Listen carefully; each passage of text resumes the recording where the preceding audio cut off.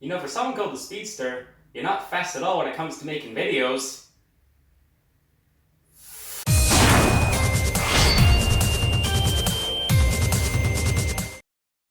Hey, you want to know where the past few months of my life has gone?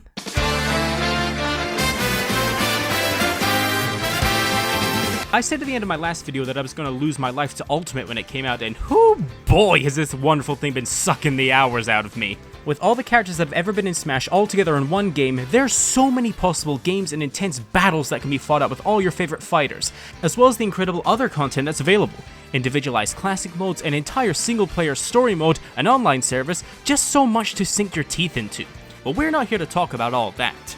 Right now, I want to talk about all the new faces that have blessed the ranks of Smash Ultimate and give my opinions on all 12 of the newcomers released so far. From popular modern characters to popular classic characters, there's a lot of ground to talk about here. Keep in mind throughout all of this that this is simply my opinion on who I like the most, not some professional tier list based on years of research, just one loser on the internet giving my opinion. Now, how about we jump right on in?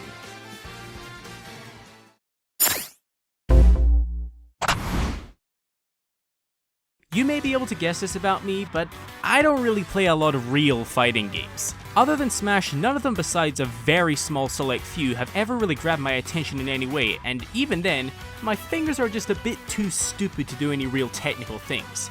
That's probably why I was never really good as Ryu in Smash 4, and why I really suck as Ken. Don't get me wrong, I think Ken's a cool enough character and is certainly a more stylish and fun character than Ryu, but that's not really saying much for me. And sure, the auto-turning mechanic is a unique and cool homage to Street Fighter, but it feels so clunky to me. I love me some RARs, and I just can't get my stupid headline to actually pull things off. I'll see clips online of Ken players pulling off the most amazing and incredible tricks you've ever seen, and in my books I'll be floundering around like a fish just trying to do basic moves. Then again, I'm probably trash at this game anyway, so maybe it's just a me problem. Nonetheless though, he's still certainly a welcome addition. Having a more technical playstyle with command inputs just like Ryu does make him a bit hard to handle at times, but when things do end up going your way, his power and style can be so utterly oppressive. And just watching an awesome Ken pulling off tech is just an amazing sight to behold. His cocky and confident persona also lends wonders to his role as a Smash character, and you really can't be mad at the lad. It took a couple years, but the original fighting game clone got himself into the roster. Just wish he wasn't literally my worst character in this game. You know, then I might like him a little bit more.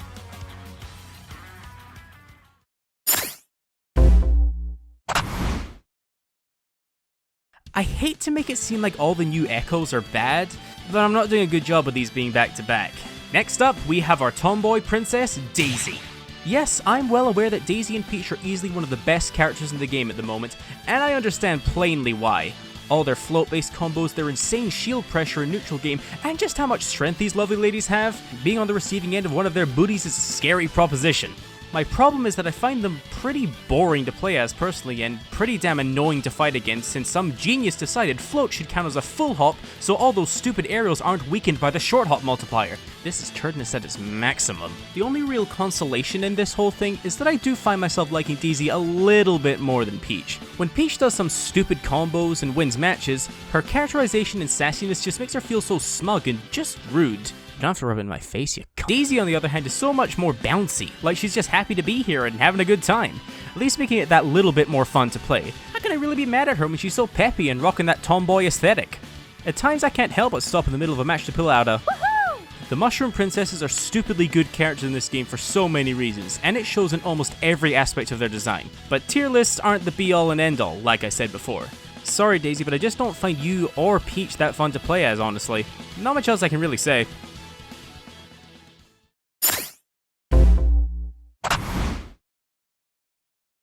Alright, we kicked the list off with two Echoes, but I think it's time to talk about a proper newcomer. The one when revealed made me simply shrug with indifference.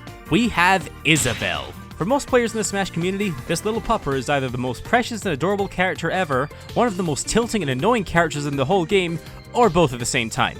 Me on the other hand, she's kind of just... On one hand, her fishing rod and her Lloyd trap are just absolutely incredible moves that work really well into her technical moveset. And her light and nimble style of fighting with all her fast and powerful aerials can do wonders to make her a threatening character. I'll attest having some good time screwing around with the rod and the Lloyd to get the better of my opponents, and her edge guarding is purely savage. Plus look at this cute little pupper. On the other hand though, I kinda have the same problem with her that I have with Peach and Daisy.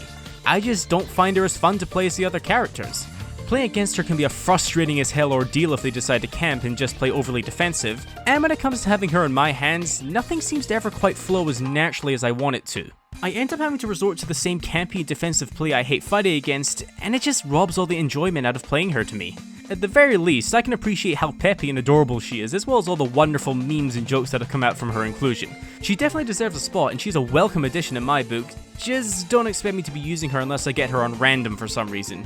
And if you love the little pupper just so much you can barely stand it, kindly go back to waiting for Animal Crossing Switch. I don't need to hear about it.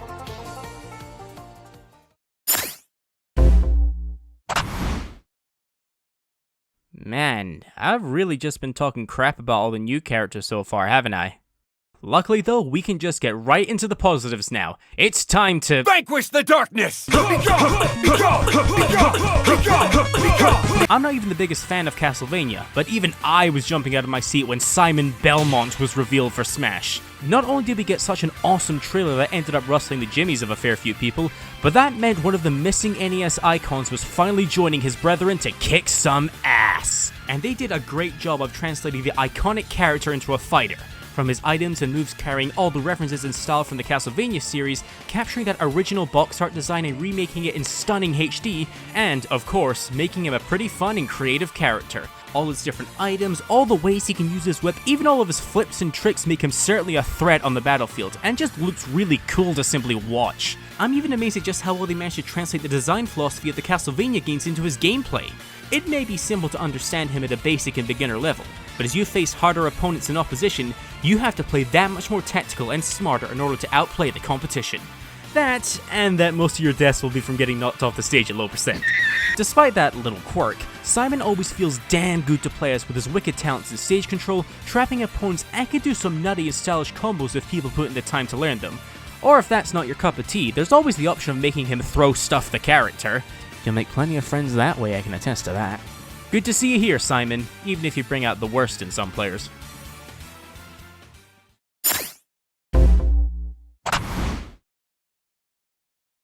I never knew I wanted this Echo Fighter until it was actually shown. And thanks to it, I never pick the original anymore. Dark Samus. I'm not even that big a fan of the original Samus, so I was shocked at just how much this Echo grew on me. Maybe I'm just happy for more Prime representation while we'll wait for whenever the hell Prime 4 gets here. Functionally speaking, the two characters are pretty much identical to one another, mostly varying in aesthetics and only varying slightly in gameplay. So all of those cool tricks and combos you can do with Samus are still primed and ready to work with her dark counterpart. Throw combos, projectile pressure, trapping and punishing with charge shot, all that goodness is all right here and still feels so excellent to pull off. But it's really how Dark Samus is designed aesthetically that makes it so cool to me. It's got easily some of the best alts in the entire game, especially its silver and red design, and how all its animations look make it so interesting to look at. The way it lumbers and floats around like a lifeless puppet, like all its moves are performed as if its body's being forced to perform these actions rather than occurring organically. The idea of the essence of Metroid Prime operating a power suit and trying to replicate Samus' movements, that translates to Smash so beautifully. Maybe I'm reading too far into the design of a lazy clone character, but I just love all those little touches added onto an already badass looking character. Even if Dark Samus doesn't really bring anything new to the table being just an echo, the way it's so amazingly characterized and simply how enjoyable Samus as a whole has been made to play in this game makes it a welcome addition for me. Just patch in one of the versions of its battle theme, Sakurai, and this final boss will be complete.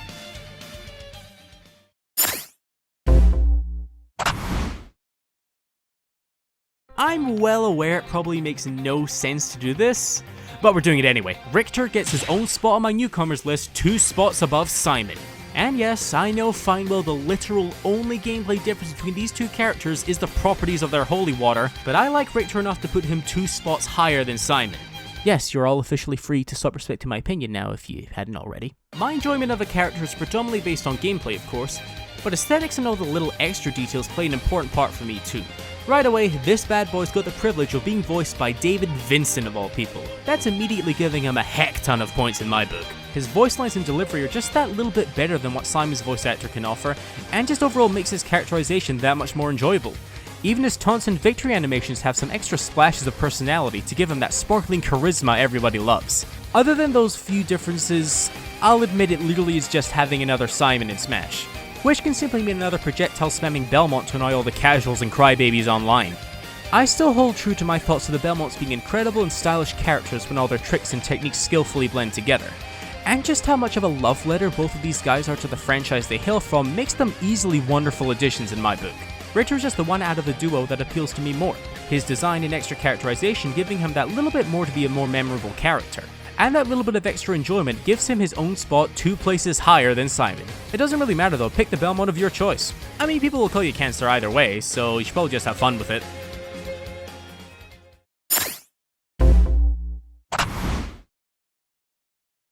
People didn't want this character in Smash. Out of all the candidates people wanted, this guy was almost certainly not one of them. But those haters seem to forget that the more vocal they are with their distaste, the stronger a heel wrestler becomes. Let's talk about INCINEROAR. Yeah, maybe I was a little bit of a Decidueye fanboy and really wanted to see the Archer in Smash. In fact, I didn't even really like INCINEROAR in the Pokemon games anyway, so I wasn't exactly hyped for his inclusion. And then I played him.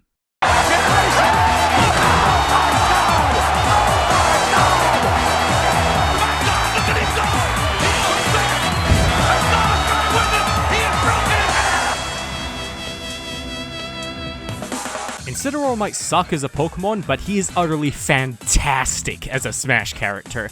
He might be slow and he might have an ass recovery, but when the heat turns up and you get cooking, there is so much fun to be had. Not only has he got that swagger and undying confidence in all his animations, even taunting like a king of the ring after every hit, but his hits and combos are as powerful as they are flashy. Powerful and potent aerials for juggling, spacing and killing, a litter of fast and high priority attacks to mitigate some of his slower actions, a stackable counter move that adds the power onto your next hit rather than an immediate strike, which can destroy stocks in seconds, one of the coolest yet stupidest moves in the entire Smash series, and of course, all the wrestling throws you could possibly ever want to bring the pain to the opposition.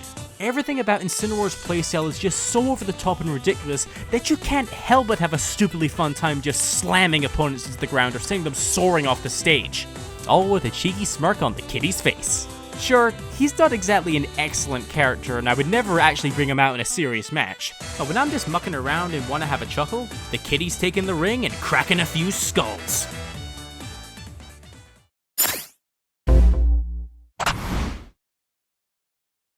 Well everyone, I think I have to say it.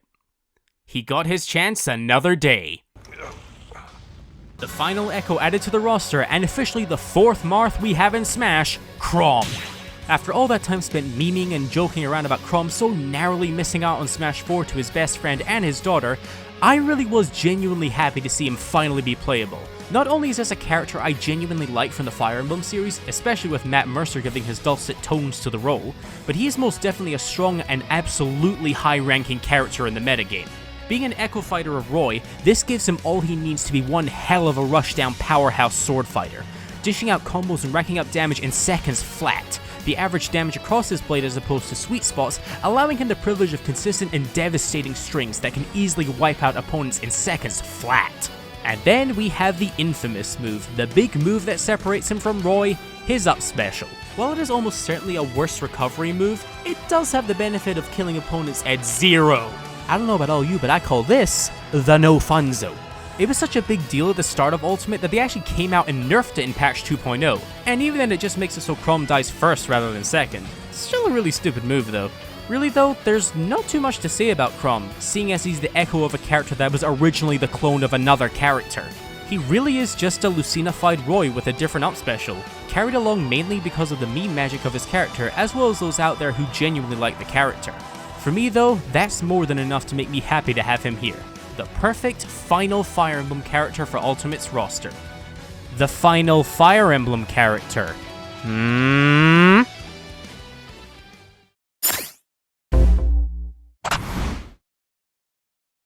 There were a lot of characters people wanted in Smash Ultimate. Fan favorites, popular characters, and just so many characters bolstered by the hundreds of leaks over the months leading up to December last year. And while it's sad that most of those characters didn't get in, good old Sakurai made sure to put in the most important character into the game to maintain order and peace in the fanbase. A lone Piranha Plant. Plant Gang!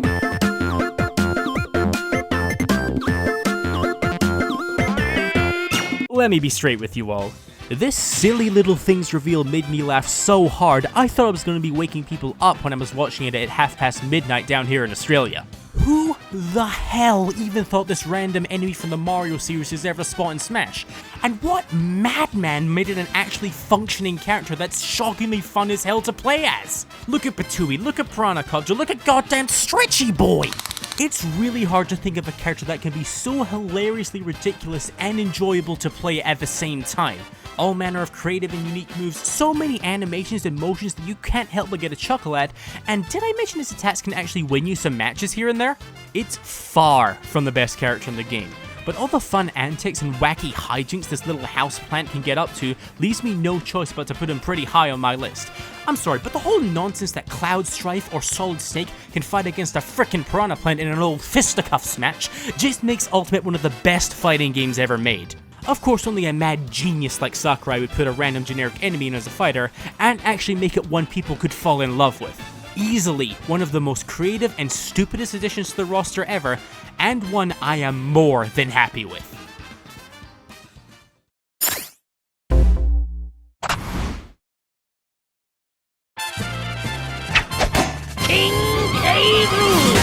If I were to try and put a label on characters that were just wild, crazy, and stupid fun in Smash, I'd be saying the likes of DDD, Incineroar, Piranha Plant, and right at the very top, the big boy himself, King K. Rool. Everyone was excited for him to be in, I was excited to see him revealed, and the end result of his inclusion is one glorious and stupendous character. Smash likes to be faithful to the origins of its fighter in a number of ways, but they may have gone a little bit too far with K. Rool. He literally plays like one of his final boss fights from DKC. Big, powerful, and impressive with a huge body, a pair of projectiles to camp with, and a ton of attacks that can just wipe out opponents. Don't think he's all offense though, since they decided that he needed one heck of a recovery move, and did I mention armor on half of his moveset, including his frickin' taunt? Why is this thick crocodile so frickin' stupid? I love it so much! Seriously, I can't even be mad about all this nonsense K. Rool has in his toolkit, because it's all just so funny! I can barely take the character seriously when you can just mess around and goof off to your heart's content, taking in the majesty of the king. I honestly feel like K. Rool is the kind of character that's at its strongest when you just turn your brain off and go wild. Throw the crown all over the place, fire the blunderbuss at a moment's notice, go for the stupidest and craziest setups you can think of, and you'll probably win most of the time. And if you're ever in trouble, just mash the ever-loving hell out of an armored attack or spam that belly counter, which can reflect projectiles too, might I add. I'd be tempted to say he's OP, but in reality, he gets stomped on and destroyed by any player that even has the slightest bit of experience against his tricks. So he's actually kinda bad if you play seriously. In casuals though, he'll be the one stomping all over the competition. Ridiculous and funny character with all kinds of silly attacks that is literally impossible not to have at least a little bit of fun playing as this brain-dead and stupid crocodile. The king is finally here, and he is here to goddamn stay.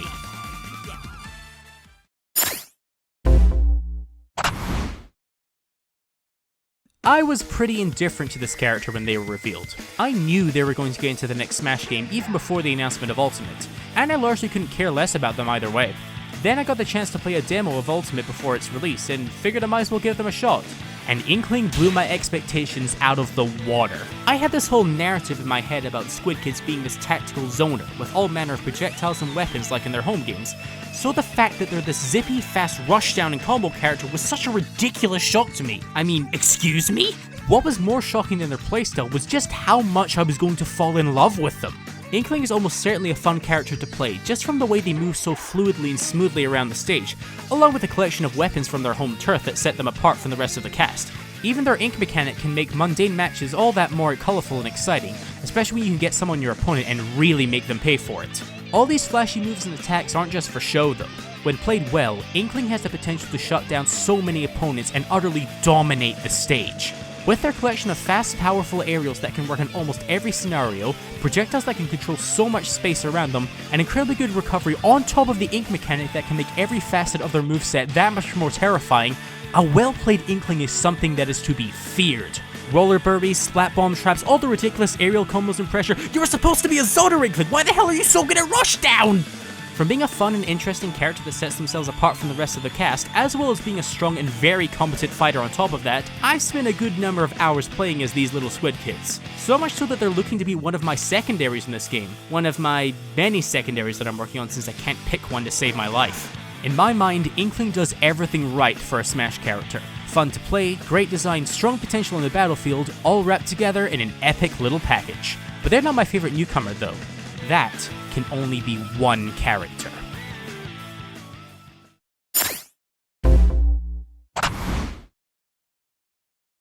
For me, this was such an easy choice. Far from the strongest newcomer in the game, but undoubtedly my most anticipated newcomer and one of my favorite characters in Smash history.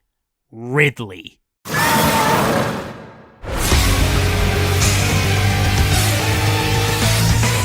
Good lord. Good goddamn lord do I love this character. From the moment this smug monster was revealed at E3 last year, he was the character other than my Smash 4 main that I so desperately wanted to play as.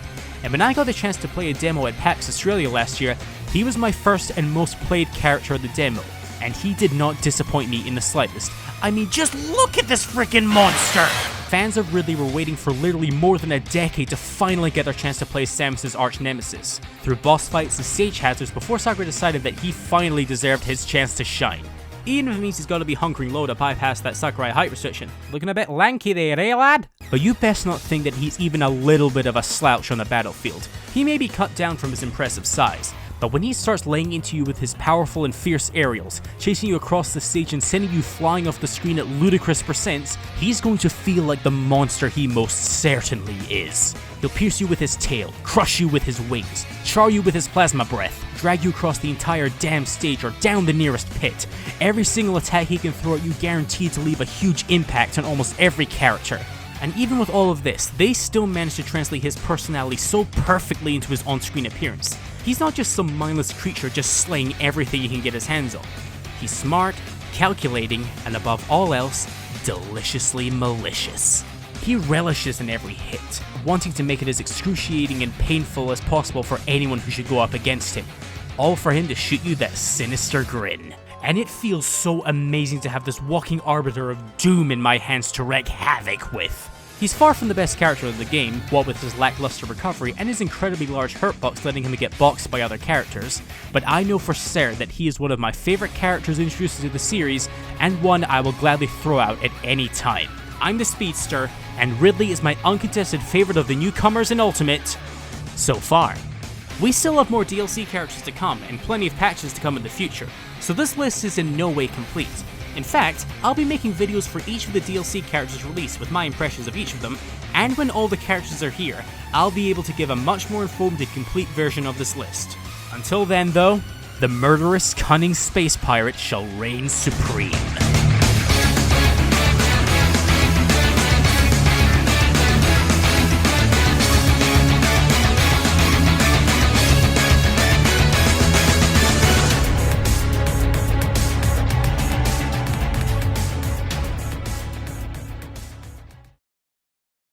Hello there everyone, it's the Speedster here, and allow me to properly say thank you all very much for watching and sticking it out all the way to the end.